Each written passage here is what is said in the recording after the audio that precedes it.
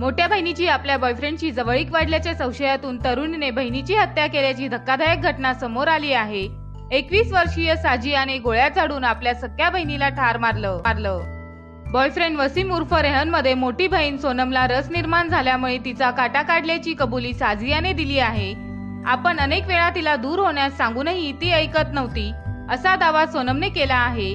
दिल्लीतील सीलमपूर भागात ही घटना घडल्याची माहिती आहे। बॉयफ्रेंड वसीमच्या बंदुकीने तिने सोनमची हत्या केली।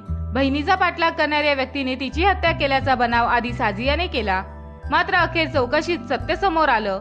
हत्येनंतर फरार झालेल्या वसीम आणि त्याचा मित्र अभिदचा शोध पोलीस घेत आहेत। घटनेच्या दिवशी साजियाने मुद्दाम बहिणीसोबत भांडण उकरून काढलं। त्यानंतर साजियाने बंदूक काढल्यावर दोघी बहिणींमध्ये झटापट झाली। त्याच वेळी साजियाने बहिणीवर गोळी झाडली। तिचा मृत्यू झाल्यानंतर साजियाने बॉयफ्रेंड वसीमची बंदूक त्याला परत केली। आई वडील घरी परतल्यावर बहिणीचा पाठलाग करणाऱ्या दोघांनी तिची हत्या केल्याचा बनाव तिने रचला, मात्र पोलीस तपासात अखेर सत्य समोर आलं।